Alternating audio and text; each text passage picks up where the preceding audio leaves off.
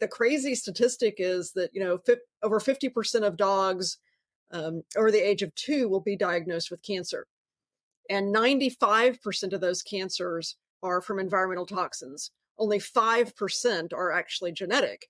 So, we have, I think, an incredible opportunity right now as dog and, pet parents, because we can prevent some of these cancers from ever happening, right? Cancers are mutations. Cancers are caused from, repeated assaults in the body and a change in a genetic mutation. So if we can stop that or prevent that from happening, then every pet parent should say, sign me up. How do I do this? How do I stop cancer from getting in my dog? And how do I prevent this from happening? Yep. So are there particular chemicals then that are in shampoos and conditioners that pet parents should be aware of? Yes, almost all of them. Yeah. I mean, literally, if it's a very chemical sounding name that you can't pronounce, you probably don't want it on your dog. If you can determine from the ingredient label that it's a detergent, which, just to clarify, with regard to cleansing agents for shampoos and soaps and any kind of cleansing agent, there's only two kinds. There's soap, which is 100% natural, and there is synthetic based detergents, which, is kind of a no-brainer. And unfortunately, probably more than 95% of the shampoos that are in the commercial marketplace right now are detergents.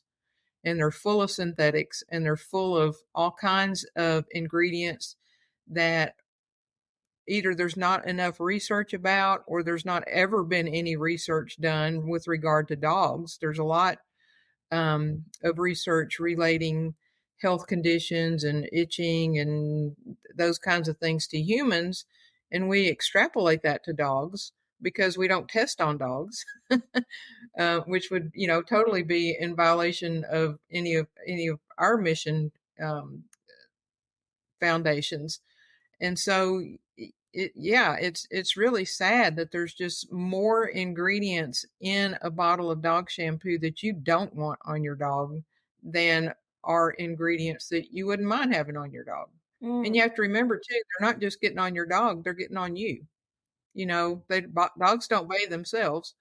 So, anytime you're dipping your hands into it and scrubbing them up and rinsing them off, you're getting just as much exposure to those kinds of dangerous ingredients as your dog is. Yeah. And are there any regulations on dog shampoos, or can anybody just put whatever they want? Yes, there are. In the United States, there are no regulations. There is no agency, governmental or otherwise, that has any regulatory control over what most dog manufacturers will put in a bottle of shampoo and sell it for shampoo.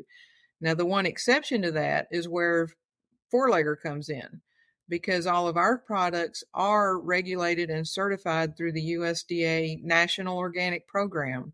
We have to prove, what is in the bottle. We can't just say the ingredients that sound nice or, aren't objective to anyone.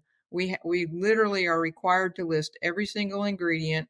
There is a paper chain for every single ingredient from the time that it's a seed in the ground until it's in the bottle on the shelf. Wow. And so, yeah. And including how the soil is taken care of. Yeah. I mean, you can't treat the soil with anything, right? Yeah. Pesticides, herbicides. Yeah. You're just, putting blind faith in the hands of manufacturers that are making a product strictly for profit. They don't really care about your dog. And they just know that everybody does care. Everybody else cares about their dogs and wants the best thing. So they're going to do whatever they can to market it in a way that sounds natural, that sounds organic, and that will make somebody buy something that if they really knew what they were buying, they would never even pick it up. It just makes it so tricky then for pet parents. If you're buying a product that says it's natural and organic, and then you turn around and check the ingredients list, that's really tricky. Pet parents really have to be careful. And that's what happened to us. I mean, that's why we really got on our mission, was because as we say, we got duped, right? And we realized after a while that, the ingredients on the back of the bottle were greenwashed. I mean, it said all natural dog cleansing agent or something, it was so generalized. And I was like, well, what does that even mean? What is that ingredient? It's not an ingredient. That's, a generalization of an ingredient. That's not an actual ingredient. And, Melissa can tell our story of how we got started in the dog grooming industry, but, we basically just got, hey, we can change this industry. We can make it more transparent. We can make it more honest. And, we can be the voice for pet parents when it comes to the grooming industry by educating them about ingredients.